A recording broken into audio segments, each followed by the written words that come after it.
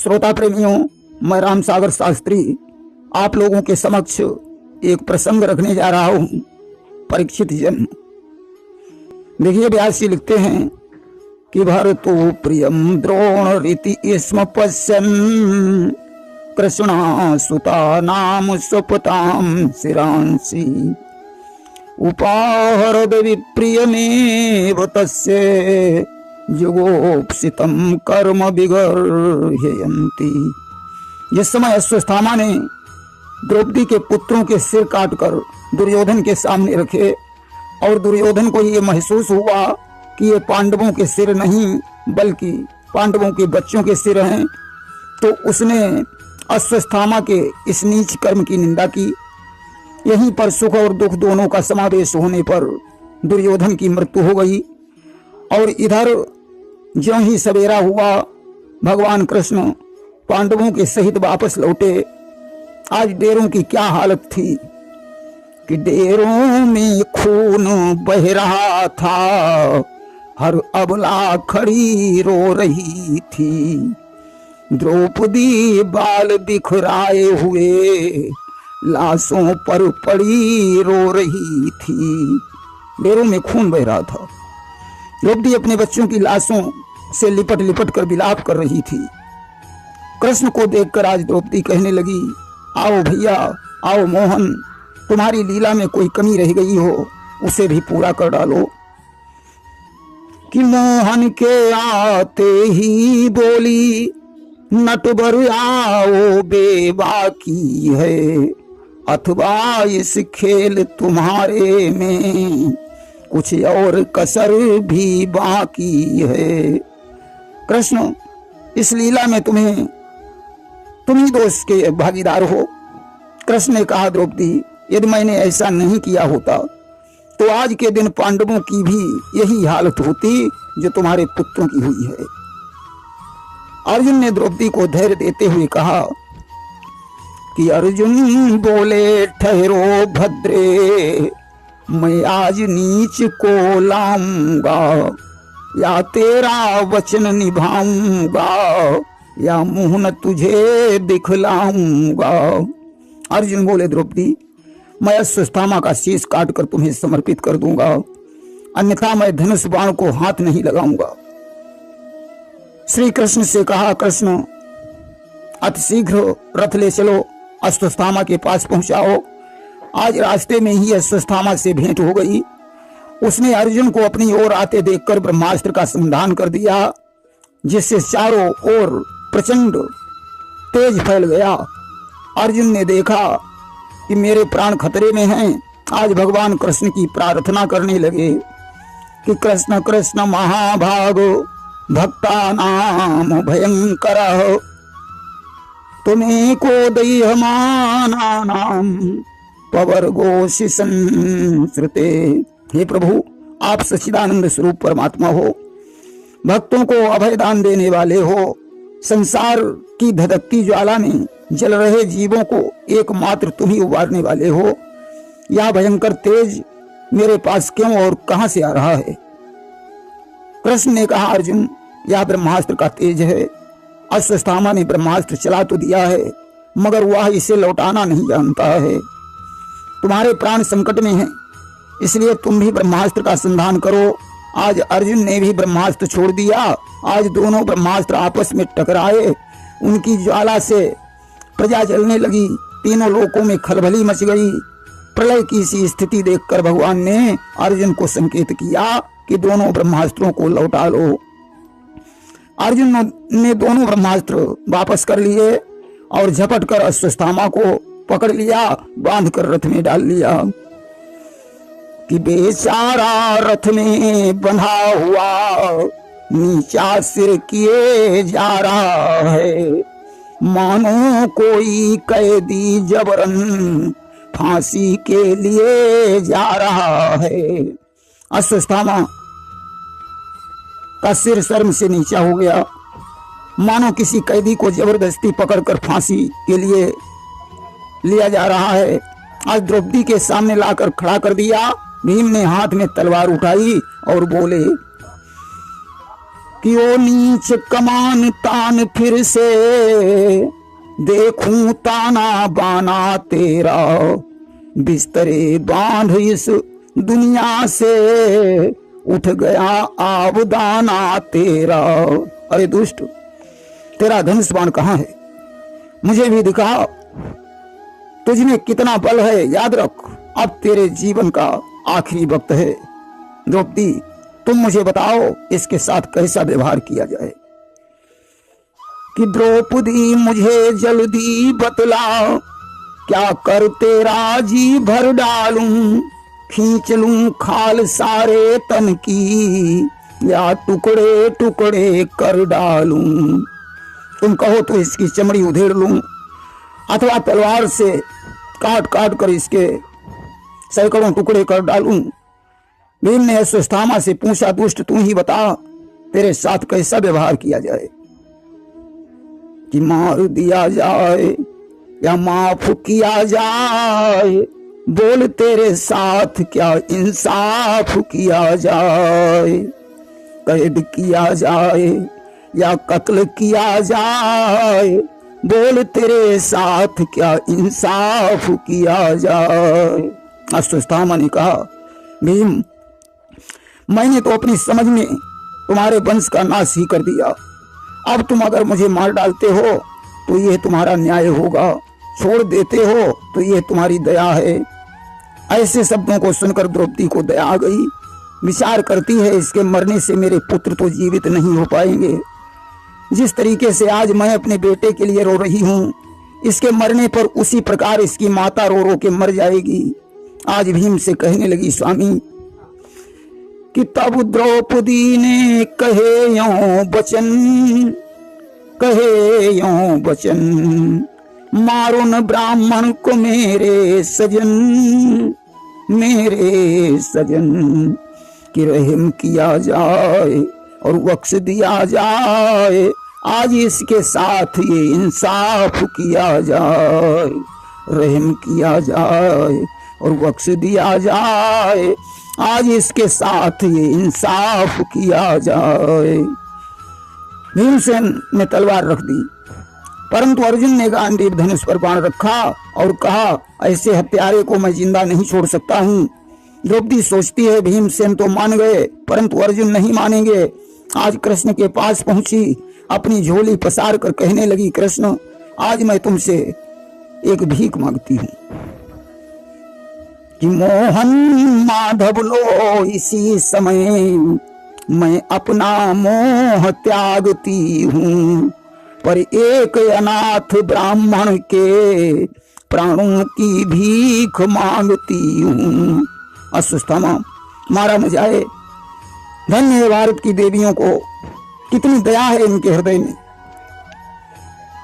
कि धरणी करनी है थमी हुई ऐसी सुशील महिलाओं से, बलवानों की यदि इज्जत है तो ऐसी ही अबलाओं से। ऐसी सुशील महिलाओं के बल पर ही पृथ्वी टिकी हुई है। कृष्णचंद्र कहने लगे, धन्य द्रुपद सुकुमार, त्याग कथा तेरी सदा गाएगा संसार। भगवान कृष्ण ने कहा, धन्य है द्रौपदी, तेरी त्याग की कथाएं सारा संसार गाएगा। जाओ, मैं तुम्हें वचन देता हूं, अश्वत्थामा नहीं मारा जाएगा। भगवान कृष्ण ने अर्जुन से कहा, अर्जुन जानते हो किसे मारना चाहिए और किसे नहीं मारना चाहिए। कि ब्रह्म बंधुर न हंतव्य आतताई बधारुहण। पतित ब्राह्मण का भी वध नहीं करना चाहिए, परंतु आतताई हो तो जरूर मार डालना चाहिए। देखिए, आतताई 6 प्रकार के होते हैं। आग लगाने वाला, विष देने वाला, गुरु की आज्ञा न मानने वाला, ब्राह्मण होकर अधर्म करने वाला, दूज जाति में मदिरा का सेवन करने वाला, अपने कुटुंब की रक्षा के लिए अन्य प्राणियों को मारने वाला। ये 6 प्रकार के आतताई बताए गए हैं। अश्वत्थामा में दोनों गुण पाए जाते हैं, ब्रह्मबंधु भी है और आतताई भी है। अर्जुन चक्कर में पड़ गए, कृष्ण से पूछने लगे, कृष्ण मेरे तो समझ में नहीं आ रहा कि मुझे क्या करना चाहिए। भगवान ने कहा, ब्राह्मण का अपमान कर दो, समझो वह मर गया। कहा, इसके मस्तक में जो मणि है उसे निकाल लो अस्वस्थामा निस्तेज हो जाएगा। अर्जुन ने तलवार से उसके मस्तक को चीरकर मणि निकाल ली और उसका सिर घोंट दिया, बंधन खोलकर उसे शिविर से बाहर निकाल दिया। लेकिन दुष्ट अपनी दुष्टता नहीं छोड़ता। आज इसने फिर से ब्रह्मास्त्र का संधान कर दिया कि द्रोणी रिसानो शीघ्रतानो सरासन फेर और चारों ब्रह्मास्त्र ज्वाल त्रिभुवन में छाई है। उस ब्रह्मवाण की ज्वाला उत्तरा के गर्भ में प्रविष्ट होकर गर्भ को जलाने लगी।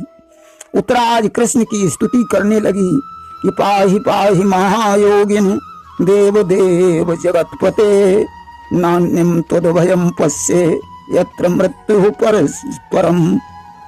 हे कृष्ण, आप महायोगी हैं, मेरी रक्षा करो। आपके अलावा मुझे अभय देने वाला यहाँ कोई नहीं है। भले ही मेरे प्राण चले जाएं, परंतु मेरे गर्भ को क्षति नहीं होनी चाहिए। कि उत्तरा पुकारी हाय राखो बिहारी गर्भो, और हरि ने तत्काल शांति देवी को बनाई है। भगवान ने कहा, उत्तरा तुम चिंता मत करो, तुम्हारे गर्भ का कुछ भी नहीं हो सकता है। आज भगवान ने सूक्ष्म रूप बनाया, हाथ में गदा ली और उत्तरा के गर्भ में प्रविष्ट हो गए। सूक्ष्म रूप धार गोपाल उदर मध्य गए, और हाथ वज्रधार जान पुत्र की बचाई है। भगवान ने गर्भ में जाकर उस बच्चे की रक्षा की। उसी गर्भ से आगे चलकर वीर परीक्षित लाल का जन्म हुआ। कि भारत सुखदानी जन इच्छित परीक्षित मूर्ति, तारण मही तल भार भूतल पे आई है। आज परीक्षित का जन्म हुआ। देखिए, इनका असली नाम विष्णुरात था। धर्मराज युधिष्ठिर ने परीक्षित के जन्म की खुशी में बहुत सा दान दिया। देखिए, जब तक बच्चे का नाला छेदन नहीं होता है, तब तक सूतक का विचार नहीं होता है। व्रत यज्ञ विवाह श्राद्ध होम हवन कृत्य पूजा अनुष्ठान जप का प्रारंभ होने पर सूतक मान्य नहीं होता। विवाह यज्ञ विविध उत्सव पूर्व संकल्पित कार्यों के बीच में सूतक का दोष नहीं होता है। 18वें दिन महाभारत का युद्ध पूरा हो गया। कृष्ण से धर्मराज ने कहा, राजन, कृष्ण ने धर्मराज से कहा, राजन, अब धृतराष्ट्र और गांधारी को धैर्य बनाया जाए। एक लोहे की भीम की प्रतिमा बनवा लीजिए, उसकी सख्त आवश्यकता है। आज लोहे की प्रतिमा को लेकर पांचों पांडव कृष्ण के सहित धृतराष्ट्र के पास पहुंचे। कृष्ण ने धृतराष्ट्र से कहा, राजन, आपके आशीर्वाद से पांडव विजयी हो गए। वे राज्यभार की शक्ति का आशीर्वाद मांगने के लिए आए हैं। धृतराष्ट्र ने कहा, कोई बात नहीं, युद्ध में तो एक पक्ष की जीत होती है और एक पक्ष तो वैसे भी हारता है। लेकिन कृष्ण, मुझे इतना तो बताओ कि दुर्योधन को मारने वाला वीर कौन है? कृष्ण ने कहा, राजन, दुर्योधन को भीम ने मारा है। धृतराष्ट्र का खून खौलने लगा।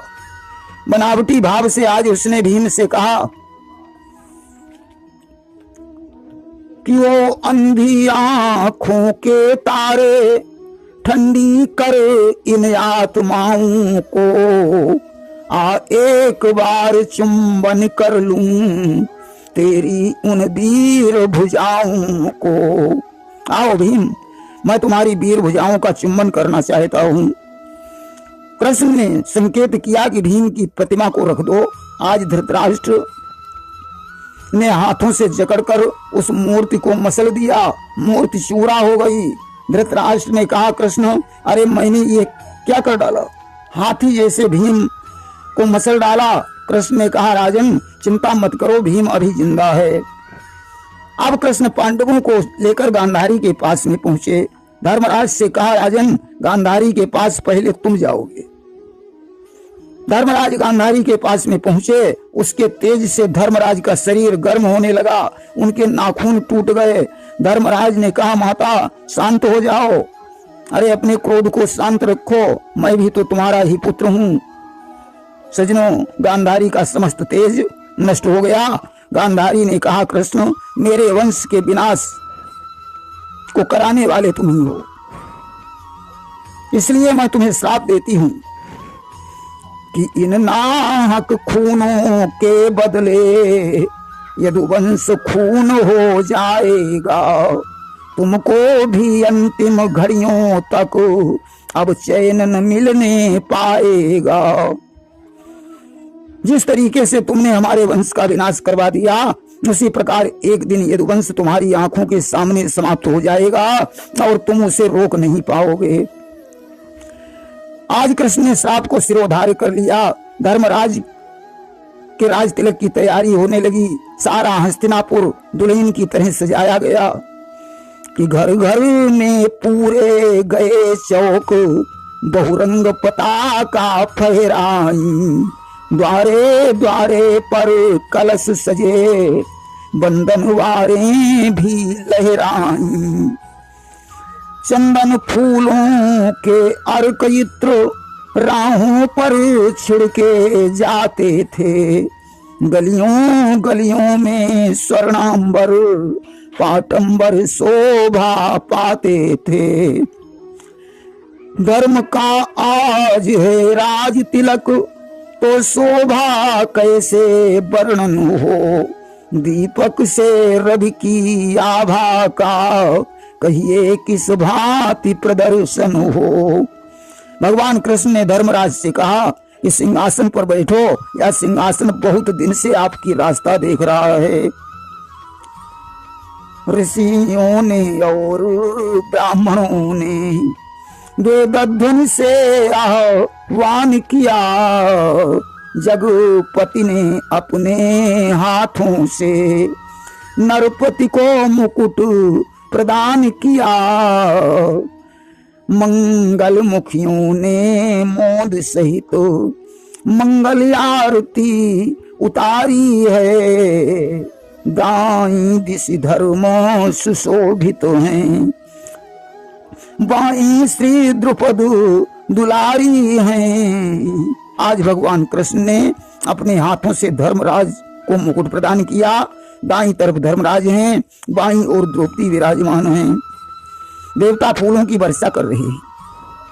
इधर तो धर्मराज के राज तिलक की खुशी छाई हुई है, उधर धृतराष्ट्र ने कृष्ण से कहा, कृष्ण ये दिन आनंद मनाने का है, मगर इसके आनंद में हम अपनी कुल की प्रथा को कैसे भुला सकते हैं, इसलिए बाजे बंद करवा दीजिए और जो लोग कुरुक्षेत्र में मरे हुए पड़े हैं उनका अंतिम संस्कार करवा दीजिए। आज समस्त समाज कुरुक्षेत्र में पहुंचा। देवियां अपने अपने पतियों की लाश ढूंढने लगी। देखिए कि जो रंग रंगीले छेला थे विश्व की रंगशालाओं के, वे अपनी हसरत लिए हुए ईंधन बन गए चिताओं के। जिनके कुल में कोई नहीं बचा, उसका दाह स्वयं कृष्ण ने किया। यहीं पर कुंती ने धर्मराज को बताया, बेटा जो बात मैंने इतने दिनों से तुम्हें नहीं बताई वह आज बता रही हूं कि कर्ण भी तुम्हारा भाई था। आज धर्मराज के हृदय में धक्का लगा और बोले, अरे माँ तुम कैसी माँ है जो एक भाई के हाथों से भाई को मरवा डाला। आज मैं स्त्री जाति को श्राप दे रहा हूं कि अब नारी जाति में आगे को यह बात न रहने पाएगी, उसके दिल में एक भी बात अब नहीं ठहरने पाएगी। स्त्री जाति में कोई भी बात छिपाने की शक्ति नहीं रह जाएगी। यह श्राप धर्मराज ने दे दिया। घर में लौटकर धर्मराज का दुख नाश नहीं हुआ तो भीष्म पितामह के पास पहुंचकर सत्संग करने लगे। भीष्म के परलोक चले जाने के बाद कृष्ण ने कहा, मैं द्वारिका जा रहा हूं, तुम राजकाज देखो और जरूरत पड़े तो मुझे सूचना देना, मैं फिर आ जाऊंगा। कृष्ण के चले जाने पर पांडव और दुखी हो गए। उसी समय व्यास जी का आगमन हुआ। व्यास जी के चरणों पर सिर रखकर पांडवों ने कहा, नाथ मैंने इस युद्ध में तमाम प्राणियों का वध किया है, उस दुख के कारण मेरे हृदय में शांति नहीं आ रही है। व्यास ने कहा, धर्मराज तुमने सैकड़ों को मार डाला परंतु लाखों जीवों को पाला है, इसलिए कोई पाप नहीं हुआ। कि इसलिए न इसको पाप कहो, राजा रण का अधिकारी है। अब तक नरमेध हो रहा था, अब अश्वमेध की बारी है। राजन, अब तुम अश्वमेध यज्ञ करो। धर्मराज ने कहा, मुनिवर धन तो रहा ही नहीं। बोले, त्रेता में एक राजा मरुत हुए, उन्होंने अश्वमेध यज्ञ किया था। उस समय उसने ब्राह्मणों को इतना धन दिया था कि ब्राह्मण उसे ले जा नहीं पाए। वह धन हिमालय की घाटी में पड़ा हुआ है, उसे मंगवा लो। धर्मराज ने कहा, वो धन तो ब्राह्मणों के दान का धन है। व्यास जी बोले कि राजन, धन और जमीन किसी एक के नहीं होते हैं। जिस राजा का अधिकार होता है वह उसी के हो जाते हैं। राजा का प्रजा पर अधिकार होता है, ब्राह्मण भी तुम्हारी प्रजा हैं। धर्मराज ने धन मंगवाकर अश्वमेध यज्ञ की तैयारी की। भगवान कृष्ण को संदेश भेजकर द्वारिका से बुलवाया। आज दिग्विजय के लिए अर्जुन और कृष्ण घोड़े के साथ में चले। दिग्विजय में तमामों राजाओं से युद्ध हुआ, बहुत से लोग युद्ध में मरे। दिग्विजय के बाद यज्ञ प्रारंभ हो गया। अधीन हुए राजाओं को सेवा का काम प्रदान किया। धर्मराज सम्राट बन गए, द्रौपदी राजरानी हो गई। धर्मराज ने जीते हुए राजाओं से कहा कि तुम्हें मालूम होना चाहिए ये धर्मराज का शासन है, मेरे शासन में धर्म के विरुद्ध कोई कार्य नहीं होना चाहिए। धर्मराज को घमंड आ गया। देखिए, अभिमान कई प्रकार का होता है कि संत शिष्य गुरु श्रेष्ठता, पूर्ण तपस्या दान, आधिपत्य कुल रूप गुण, तन बल विद्या ज्ञान। यहाँ धर्मराज को आधिपत्य का अभिमान हो गया। तभी भगवान की माया से एक नेबला भंडारे के पास आ गया, जिसका आधा शरीर सोने का था। उसने लोट लगाई और बोला, अरे यह यज्ञ तो बिल्कुल बेकार है। मैंने तो सोचा था कि धर्मराज युधिष्ठिर ने बहुत बड़ा यज्ञ किया है। नेबला बोला कि एक रंतिदेव नाम का ब्राह्मण था, जो 8 पहर भगवान का भजन करता था। जब कोई उसे भोजन खिलाने जाता था तभी वो भोजन खाता था। एक बार 49 दिन हो गए, उस ब्राह्मण को कोई भोजन कराने वाला ही नहीं मिला। राजा भूखा प्यासा बना रहा, मरणासन्न हो गया। तभी अचानक उसके पास सोने की थाली में भोजन लेकर कोई भक्त आ गया। उसने ज्यों ही भोजन करना चाहा, एक भूखे ब्राह्मण ने पहुंचकर उससे वो भोजन मांग लिया। ब्राह्मण ने आधा भोजन उसे दे दिया, आधा भोजन बचा उसके खाने का विचार किया। तभी एक शूद्र आ गया, उसने भोजन मांगा। ब्राह्मण ने वो रहा सहा भोजन शूद्र को दे दिया। सोचा पानी पी लिया जाए, पानी पीने का विचार किया। तभी एक चांडाल आकर वहां खड़ा हो गया, वो पानी भी मांग लिया। ज्यों ही उसने जल दिया, भगवान प्रकट हो गए, ब्राह्मण की कामनाएं पूर्ण हो गईं। वहां जो भोजन की जूठन गिरी थी, उस जूठन को मैंने खा लिया और मेरा आधा शरीर सोने का हो गया।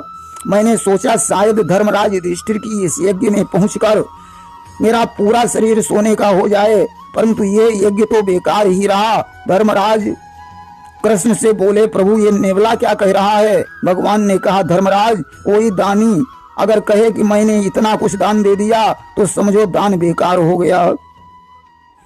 किसी भी कार्य में को करके अभिमान नहीं करना चाहिए। यहीं पर भगवान विदा हो गए और धर्मराज का एक छत्र राज्य हो गया। इसमें इनके राज्य में चोरी नहीं होती थी, लोग झूठ नहीं बोलते थे, झूठी कसम नहीं खाते थे। एक दिन की बात है, धर्मराज दरबार में बैठे हुए थे, तभी 2 किसान ब्राह्मण दरबार में आ गए। एक ब्राह्मण बोला, देखो राजन, हम इनकी बटाई पर खेती करते हैं, आज इनके खेत में मुझे कुछ धन प्राप्त हुआ है, मैं इनको देना चाहता हूं क्योंकि मेरा हिस्सा सिर्फ फसल में है।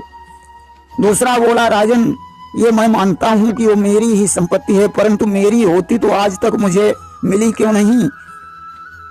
आज दरबार में भगवान कृष्ण भी बैठे थे। कृष्ण ने कहा, जाओ इसका निर्णय 6 महीने के बाद किया जाएगा। कृषक ब्राह्मण घर चले गए, भगवान भी द्वारिका को चले गए। 6 महीने बाद दरबार में कृषक ब्राह्मण आए। अब तो पहले वाला कहता है कि ये मुझे जोतने पर मिली है इसलिए ये मेरी है। दूसरा ब्राह्मण कहता है कि तुम सिर्फ फसल के भागीदार हो, मेरी स्थायी संपत्ति पर तुम्हारा कोई अधिकार नहीं है। आज दरबार में व्यास जी बैठे हुए थे। धर्मराज ने कहा, प्रभु कैसा फैसला किया जाए? बोले आधा आधा कर दिया जाए। आधा आधा करके फैसला हो गया। दोनों ब्राह्मण चले गए। धर्मराज ने कहा, प्रभु ये कैसा मामला है? 6 महीने बाद इनकी बुद्धि कैसे बदल गई? व्यास जी ने कहा, राजन अभी तो 6 महीने में बुद्धि बदली, आगे वह समय आने वाला है जो क्षण क्षण में बुद्धि बदल जाएगी। राजन द्वापर का अंत होने वाला है, कलयुग आगे आने के लिए तैयार बैठा है। इसलिए हे धर्मराज, अब तुम्हारा यहाँ रहना ठीक नहीं है, अब तुम हिमालय के लिए प्रस्थान करो। आज व्यास के परामर्श से धर्मराज कृष्ण के पास में पहुंचे और कहा, प्रभु कलयुग के भय से हम हिमालय पर जा रहे हैं। भगवान कृष्ण ने कहा, अति उत्तम विचार है। इधर तो पांडव हिमालय की तैयारी कर रहे हैं, वहां धृतराष्ट्र ने विदुर से कहा, भैया सारा जीवन दुख देखते देखते बीत गया, इसलिए अब तो वैराग्य ले लिया जाए, यही उचित है।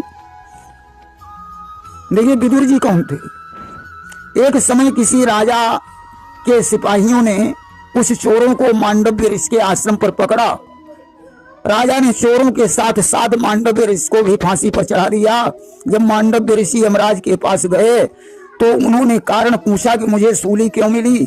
यमराज ने रजिस्टर खोलकर देखा, कहा बचपन में तुमने किसी टिड्डी को उसकी नोक से छेद दिया था, इसलिए तुम्हें फांसी की सजा हुई।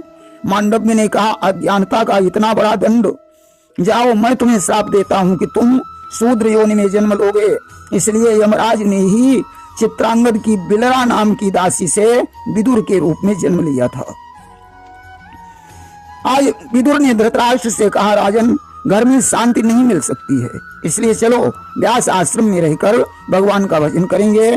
धर्मराज युधिष्ठिर से विदा लेकर कुंती और गांधारी के सहित विदुर और धृतराष्ट्र व्यास आश्रम को चले गए। धर्मराज बड़े दुखी हुए। इसके बाद उन सभी ने वहां योगाभ्यास करके अपने शरीर को छोड़ दिया। अब तो धर्मराज सुनकर और भी दुख में डूब गए कि वहीं परीक्षित कुमार को बुलवा कर तत्काल कहा, धर्म ने लाल या भारत भार संभाल। परीक्षित जी का राज तिलक कर दिया। भगवान कृष्ण यदुवंश का संहार कराकर परमधाम को चले गए और पांडव गण हिमालय पर गलने के लिए चले गए। अर्जुन, भीम, नकुल, सहदेव, द्रौपदी का प्राणांत वहां हुआ। धर्मराज विमान पर बैठकर स्वर्ग को चले गए। वहां उन्होंने दुर्योधन को स्वर्ग में देखा और पांडवों को नरक में देखा। उन्हें गुस्सा आ गया कि मैं भी नरक में ही रहूंगा। धर्म ने कहा, मैं तो तुम्हारी सिर्फ परीक्षा ले रहा था, पांडवों की जगह स्वर्ग में ही है। द्वापर का अंत समय था, कलयुग आने वाला था। अब परीक्षित जी का राजकाज देखने के योग्य हो गए हैं कि द्वापर का अंत समय था वो, कलयुग की बारी आई थी, मानो सुख सूर्य डूबता था, दुखमय अंधियारी छाई थी। या द्वापर था मृत सैया पर, कलिबाल रूप पलने पर था, पापों का उदय हो रहा था, पुण्यों का रवि ढलने पर था। कराल कलकाल का आगमन होने वाला था। द्वापर यहाँ से अपनी विदाई ले चुका था। इसके आगे का प्रसंग आप लोग सुनेंगे। परीक्षित की कथा में। प्रेम से बोलिए वृंदावन बिहारी लाल की जय।